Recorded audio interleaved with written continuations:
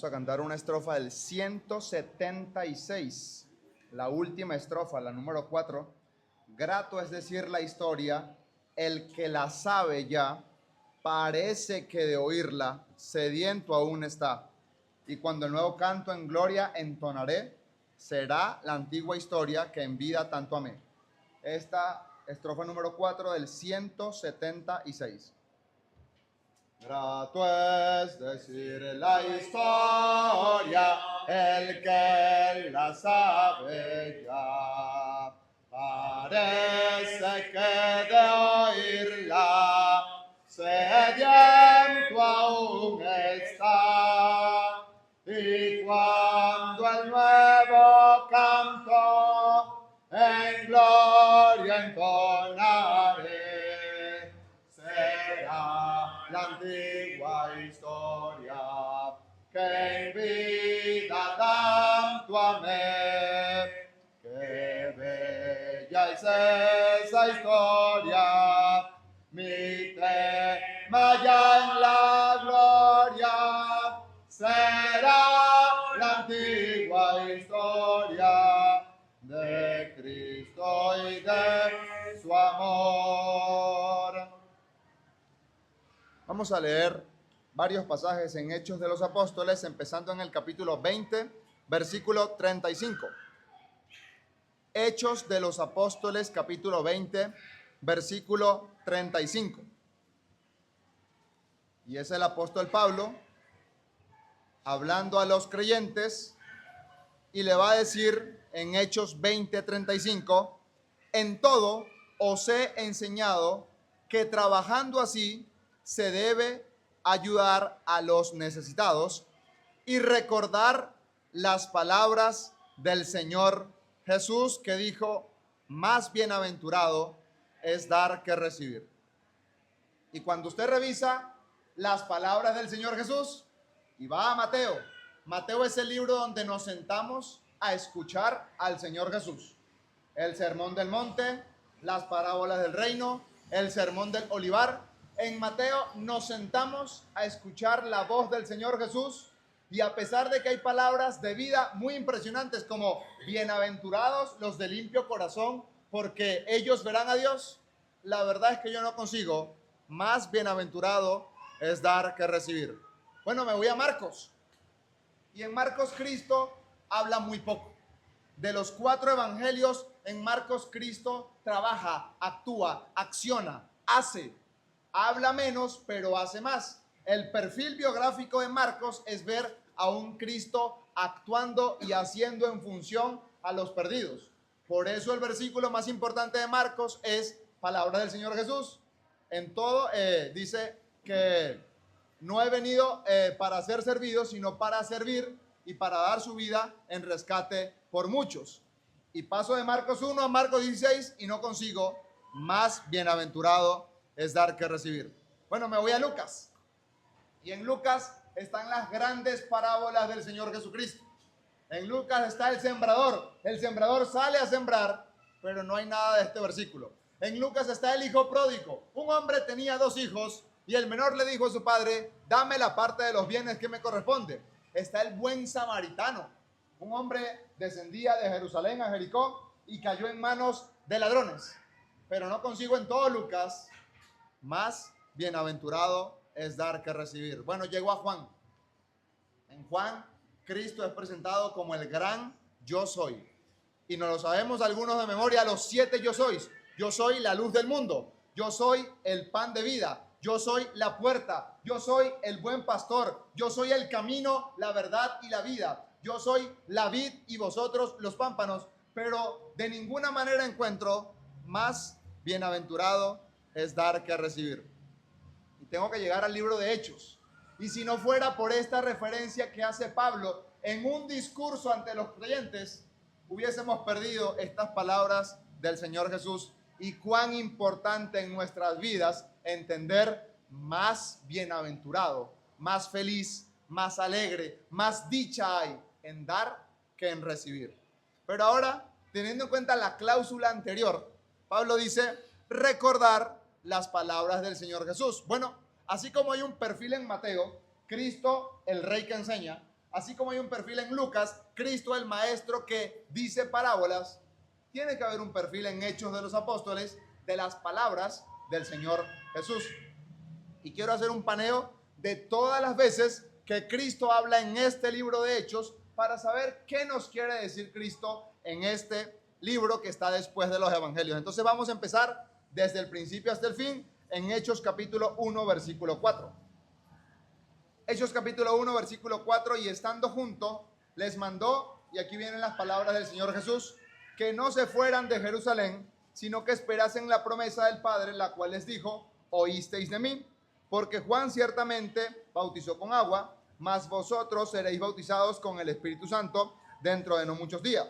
Versículo 7: y les dijo: no os toca a vosotros saber los tiempos o las sazones que el Padre puso en su sola potestad, pero recibiréis poder cuando haya venido sobre vosotros el Espíritu Santo, y me seréis testigos en Jerusalén, en toda Judea, en Samaria y hasta lo último de la tierra.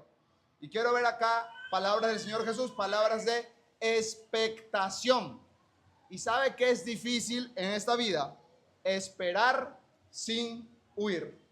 Mire, póngame a hacer algo. Yo trabajo, yo le hago cualquier cosa, pero no me ponga a esperar. Esperar es lo más difícil del mundo. Imagínese un turno en el banco. Esperar es desesperante. Ahora, ¿cómo es que el Señor Jesucristo, la primera comisión que le da a su iglesia es: espérense aquí, no se vayan de Jerusalén hasta que Dios envíe la promesa que Él ha enviado? Había que esperar desde su ascensión hasta Pentecostés 10 días. Ellos no sabían que eran 10 días que iban a esperar. ¿Cuánto tiempo va a pasar hasta que Cristo se manifieste de manera especial? Bueno, no lo sabían, pero tenían que esperar sin huir.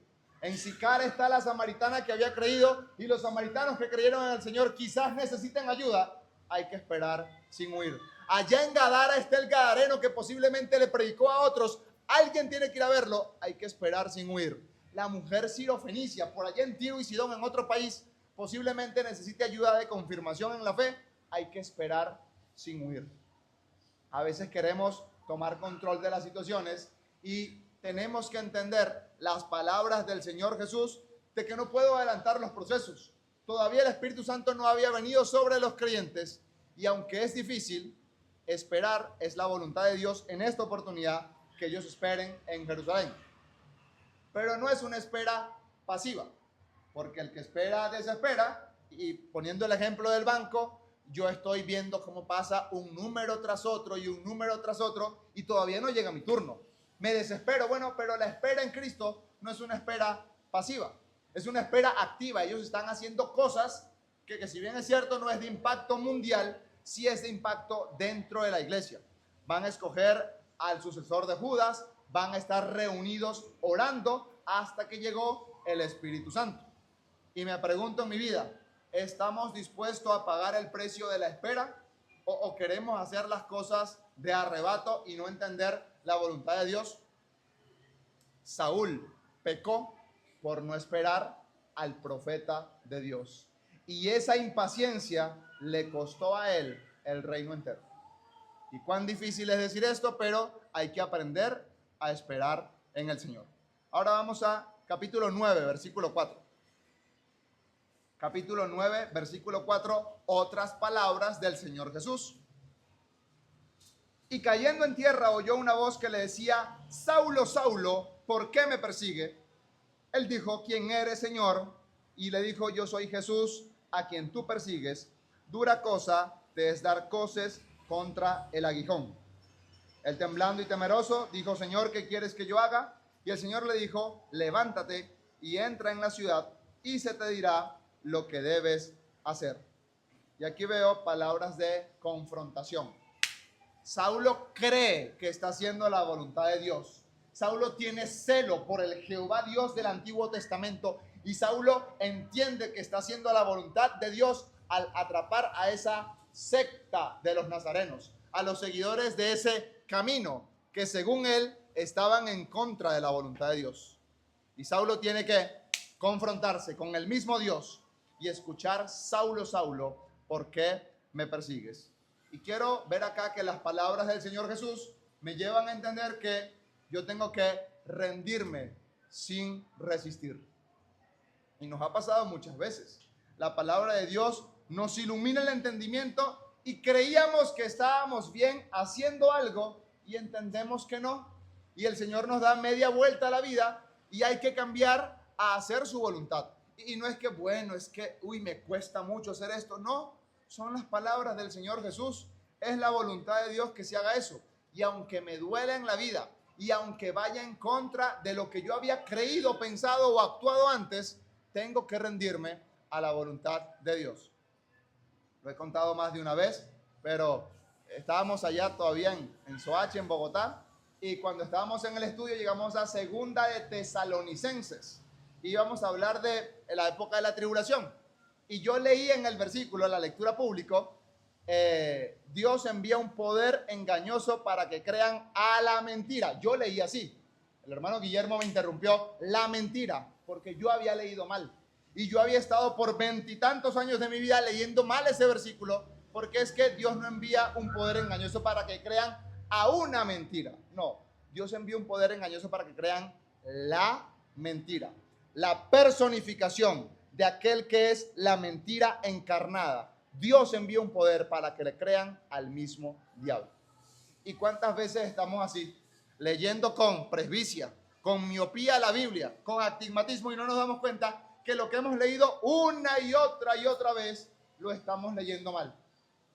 Pablo a los Gálatas dice que es importante distinguir entre el singular y el plural. No es las simientes, sino la simiente, porque la simiente es Cristo.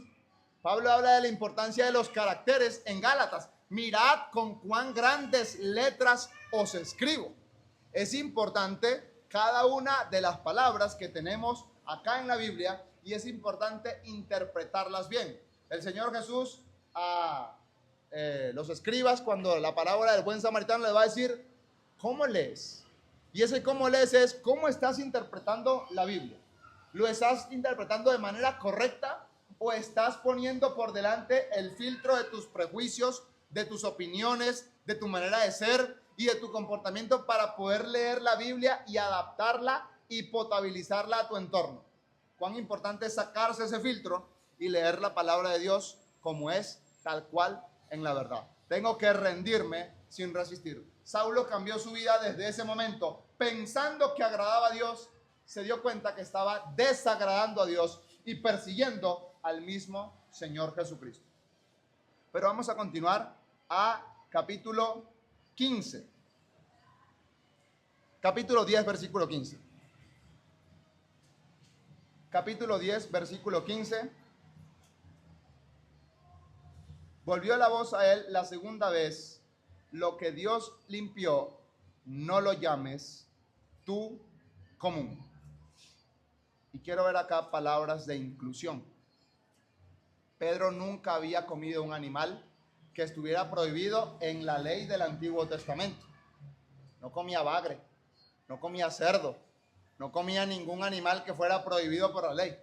Y ahora el mismo Señor que dio la ley en la antigüedad está diciéndole que eso que él llamaba común, que eso que él llamaba inmundo, ya había quedado en el pasado. La ley ceremonial quedó abrogada y cumplida en la persona del Señor Jesucristo.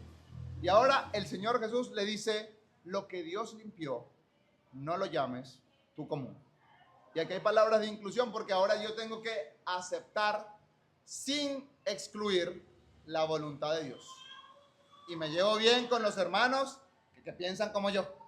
Y me llevo bien con los hermanos que hablan como yo. Y me llevo bien con los hermanos que procuran hacer la obra del Señor como yo también la pienso que debe hacerse. Pero ¿qué dice la Biblia? Tengo que aceptar sin excluir. Lo que Dios limpió, no lo llames tú común. Y chévere estar en una asamblea en donde pensamos igual, en donde trabajamos igual, en donde tenemos la misma visión de la vida. Pero ¿qué pasa si Dios nos cambia las posiciones, los contactos y las formas en la vida? ¿Será que vamos a decir como Pedro, no Señor, yo nunca comí eso? ¿O será que vamos a aceptar sin excluir a ninguno, aceptar sin excluir a la obra del Señor?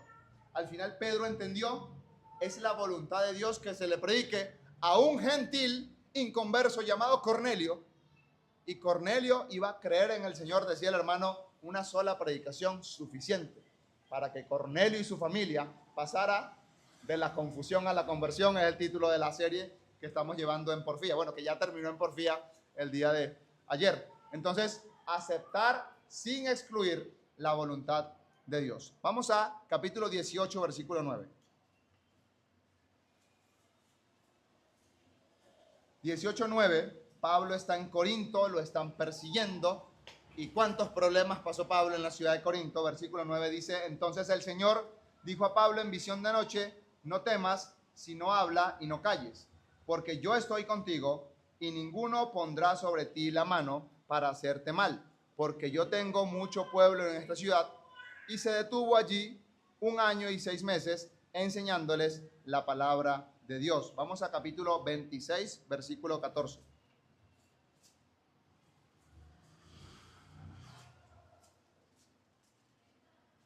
26:14, aquí hay algo que no dice Hechos 9, pero que también pasó en el momento de su conversión. Y habiendo caído todos nosotros en tierra, oí una voz que me hablaba y me decía en lengua hebrea, Saulo, Saulo, ¿por qué me persigues? Dura cosas de esas cosas contra el aguijón. Yo entonces dije, ¿quién eres, Señor? Y el Señor dijo, yo soy Jesús, a quien tú persigues, pero levántate y ponte sobre tus pies, porque para esto he aparecido a ti, para ponerte por ministro y testigo de las cosas que has visto y de aquellas en que me apareceré a ti, librándote de tu pueblo y de los gentiles, a quienes ahora te envío, para que abra sus ojos, para que se conviertan de las tinieblas a la luz y de la potestad de Satanás a Dios, para reciban por la fe que es en mí perdón de pecados y herencia entre los santificados. Y las palabras del Señor Jesús acá son palabras de consolidación. En su conversión, Pablo, te voy a enviar para que prediques a los gentiles. Y predicando a los gentiles, se afirma ya en Corinto que hay tantos problemas. Pablo, acá hay mucho pueblo, tienes que tener ánimo. Y Pablo se anima y predica 1 año y medio en la ciudad de Corinto. Y ahora, ¿qué aprendemos acá? Tengo que permanecer sin abandonar. ¿Y sabe que es difícil? La prueba de la rutina. Porque empezar una obra, bueno, súper chévere, estamos animados y hacemos la reunión y organizamos las cosas y todo bien bonito al principio del año, en enero, la visión está chévere. Pero entonces empieza agosto y septiembre y poco a poco la rutina hace que uno como que se desanime en la vida, que vaya bajando el perfil y bueno, antes no me perdía ni un culto, ahora no, yo estoy cansado, me duelen las piernas o hoy no voy a la reunión. Voy el otro día porque de verdad estoy cansado. Y lo que antes tenía tanto esmero, tanto entusiasmo y tanta visión, con el tiempo parece que se va degradando y se va envejeciendo el ánimo. Y aquí está Pablo. Recibe un llamado al principio de su ministerio, instrumento escogido me es este, y recibe un llamado posiblemente en el medio del ministerio. Pablo, anímate porque hay mucho pueblo en esta ciudad. ¿Y sabe qué? Nosotros necesitamos exactamente la misma energía y la misma provisión. El mismo Dios que estuvo con nosotros en la conversión está con nosotros durante toda la vida cristiana. ¿Y cuántas veces hay que ir una y otra vez a escuchar las palabras del Señor Jesús para ser animados, para ser fortalecidos, para ser estimulados a continuar en la vida? Vamos de viaje, un viaje largo. El tanque de gasolina no va a aguantar hasta el destino. Hay que parar en el camino a volver a tanquear para seguir hasta el destino que tenemos por delante. Así es la vida cristiana. Tenemos ánimo en el Señor Jesús. Tenemos estímulo en el Señor Jesús. Pero no podemos separarnos del Señor Jesús. Tenemos que permanecer junto a Él sin abandonar los propósitos de Dios. Y aquí está Saulo recibiendo animación al principio, recibiendo animación constante, porque esa animación le iba a permitir llegar más adelante en el desarrollo de su vida cristiana. Vamos a devolvernos un poquito a capítulo 23. Capítulo 23, versículo 11. A la noche siguiente se le presentó el Señor y le dijo, ten ánimo, Pablo, pues como has testificado de mí en Jerusalén, así es necesario que testifiques también en Roma.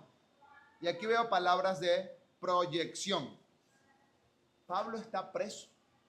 Aparte le han inventado unos cargos que no tiene, porque los judíos no querían que Pablo predicara y han armado todo un escándalo y es injusta la manera en que Pablo es preso en contra de su voluntad y en contra de la ley de Dios. Pero Pablo lo que hace es confiar sin controlar las decisiones. Pablo no controló que lo llevaran de Jerusalén a Cesarea. Pablo no controló que de Cesarea fueran en un barco que fuera navegando por toda la costa mediterránea y luego ir a otro barco y naufragar en ese segundo barco para luego más adelante llegar a Malta y de Malta terminar en Roma. No está controlando las cosas. Las cosas están pasando porque Dios tiene el control de la circunstancia.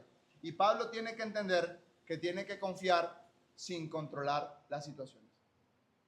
Yo jamás me hubiese imaginado hace 10 años atrás que estoy donde estoy en este momento. ¿Y qué 10 años atrás? Hace 5 años atrás. ¿Y qué 5 años atrás? Hace 3 años atrás. La vida nos cambia y nos lleva por patrones diferentes. ¿Y qué tenemos que hacer con la vida? Confiar sin controlar las cosas. Eso no quiere decir que, bueno, no soy responsable y no tomo decisiones y no tomo control de las situaciones. No. Pero en medio de las cosas que pasan que yo no puedo controlar, yo confío en el Señor. Yo confío en su voluntad. Aquí están las palabras del Señor Jesús que le dice: Pablo, tú vas a predicar en Roma. ¿Y cómo llega Pablo a Roma? Si ni siquiera tiene libertad para poder trabajar, para poder conseguir dinero para pagarse un pasaje a Roma. Bueno, Dios le paga el pasaje a Roma, llevándolo como preso, porque tiene que presentarse ante el César para ser juzgado en su causa por el delito que le habían dicho, que le habían imputado a los judíos, que evidentemente era falso. Ahora, ¿estoy aceptando los males en mi vida como parte de la voluntad de Dios? ¿O peleo contra Dios en mi vida y no quiero hacer su voluntad porque ando ofendido en medio de todos los males y del mar y de la turbulencia que pasa? Aquí hay palabras de proyección en donde tenemos que aprender a confiar sin controlar. Y vamos a ir donde empezamos. Capítulo 20, versículo 35. Las últimas palabras del Señor Jesús que quiero mencionar son las primeras que hemos leído. Dice: más bienaventurado es dar que recibir. Y aquí hay palabras de orientación. Voy a dar sin exigir. Voy a dar sin esperar nada a cambio. Ese doy para que me den es un problema en la vida humana y mucho más en la vida cristiana.